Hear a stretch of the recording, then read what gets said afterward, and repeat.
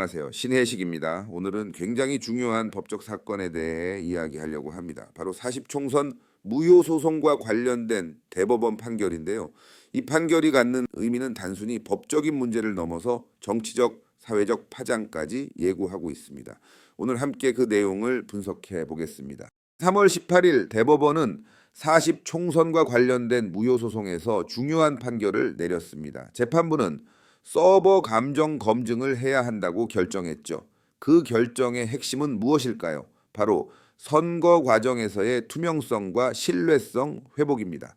이번 판결에서 대법원은 선거 과정에서의 불투명한 부분을 바로잡기 위해 서버 감정 검증을 요구했습니다. 이는 단순히 과거의 선거 결과를 뒤집으려는 시도가 아닌 선거 시스템의 투명성을 확보하려는 결정입니다. 그런데 왜 서버 감정 검증이 중요할까요? 여러분, 서버, 이 단어는 최근 몇 년 동안 선거 관련 논란에서 빠지지 않고 등장해 왔습니다. 서버 조작이라거나 데이터 조작 등의 의혹이 제기되어 왔죠. 그런데 문제는 이런 의혹이 현실적으로 확인되기 전까지는 그저 의혹으로만 남아 있다는 것입니다. 그래서 대법원은 이번 판결을 통해 검증을 통한 확실한 확인이 필요하다는 메시지를 전하고 있습니다. 이번 판결의 중요성은 단순히 한 선거를 다시 논의하는 데 그치지 않습니다.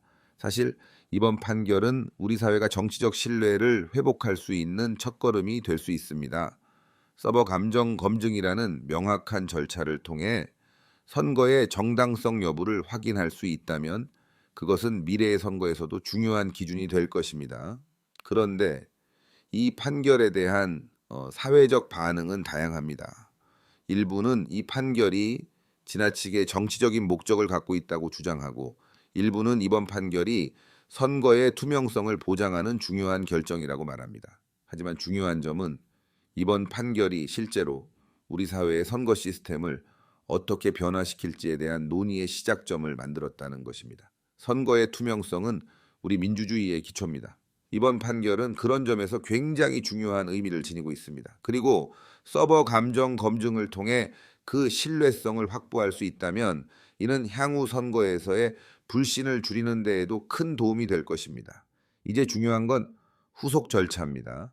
대법원의 판결에 따라 서버 감정 검증이 어떻게 이루어질지가 결정적인 문제입니다.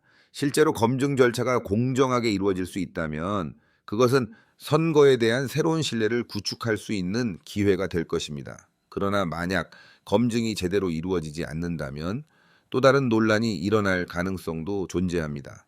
결국 이 판결이 단순히 법적 절차를 넘어 사회적, 정치적 신뢰 회복의 중요한 계기가 되어야 한다는 점입니다.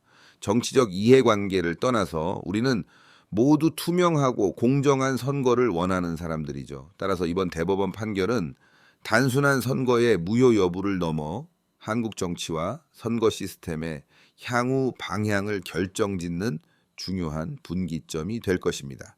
오늘 영상은 여기까지입니다. 여러분, 이번 판결에 대해 어떻게 생각하시나요? 여러분의 생각을 댓글로 남겨주세요. 그리고 구독과 좋아요는 큰 힘이 됩니다. 감사합니다.